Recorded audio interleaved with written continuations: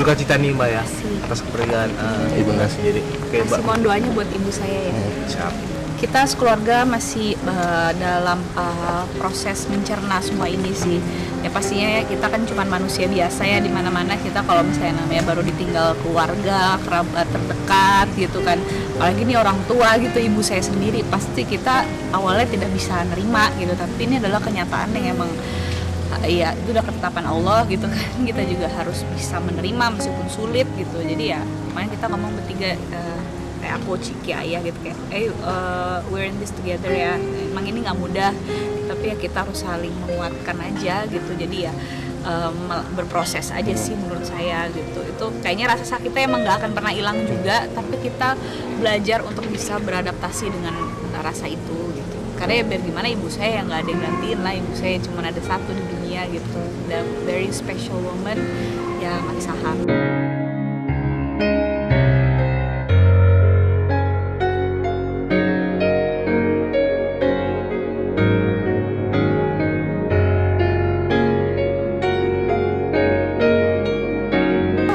Kangen sama omelannya ibu ya, yang dulu pada saat dia masih hidup kayak aduh bu capek banget gitu di apa ya, biasalah kan ibu-ibu gitu. Tapi setelah dia nggak ada, itu ternyata jadi hal yang paling dikangenin gitu, suaranya dia, terus ya cara dia ngomong gitu, segala apa ya sifatnya dia yang kita tahu tuh setelah orang yang nggak ada tuh kerasa banget. Soalnya kayak aduh udah nggak ada nih orangnya gitu.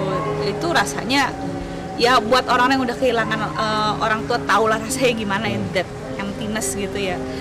Dan apa ya, semua kenangan sama ibu saya menurut saya berharga gitu.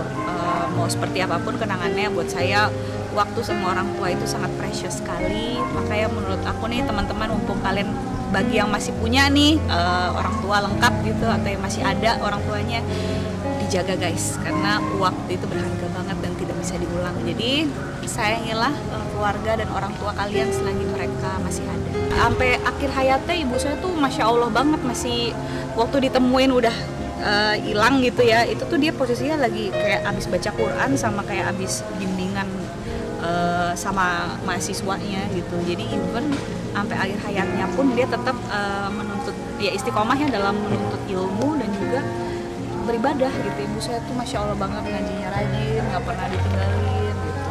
Dan juga Lebih ke apa ya, her way of living sih yang menginspirasi aku gitu. Karena aku belum tentu juga bisa kayak gitu, tapi Bella kagum gitu sama orang yang bisa seperti itu. Salah satunya adalah ibu saya yang saya lihat konsistensi luar biasa sekali. Kita juga nggak tahu sih sebenarnya ibu juga punya penyakit dalam apa ya, karena dia tuh emang udah lama nggak check up juga gitu. Paling terakhir tuh keluhannya kena diare sama demam. Tapi emang pada saat itu lagi banyak yang kena diare gitu. Saya juga sebelum ibu diare saya sempat diare juga. Jadi saya mikir oh mungkin emang lagi musibah, dan ibu emang karena kegiatannya banyak, usia segitu kan drop itu wajar banget. Makanya ya udah bu istirahat bu gitu. Ya iya kan, kalau orang sakit ya udah istirahat, jangan diforsir dulu. Nanti kalau misalnya udah agak sehatan pun juga ya udah pelan-pelan aja, jangan ngoyo. Umur segitu kan dia yang tahu badan dia sebenarnya kan. Cuman ya nggak tahu ya, di saat-saat terakhir dia tuh aku ngeliat ibu happy menjalani aktivitasnya. Dia bilang dia udah mendingan gitu. Habis setelah yang kemarin dia sakit tuh sempat mendingan, bahkan sebelum meninggal tuh sempat pesan makanan online dulu gitu. Saya badannya udah enakan nih, pengen pesan apa mie atau apa gitu, minta tolong sama orang rumah dipesenin gitu sebelum dia naik ke atas kamar. Sakit yang serius banget sih setahu kami tidak ya gitu. Cuman kak yang namanya gejala apa sih penyakit dalam tuh kalau emang nggak terdeteksi ya nggak kelihatan, emang kita nggak ketahuan aja gitu. Aja sih yang meninggalnya dia temuin kayak mungkin dia menjelang mau tidur atau lagi kerja di tempat tidur, kemudian ya udah tiba-tiba mungkin kayak hilang aja gitu.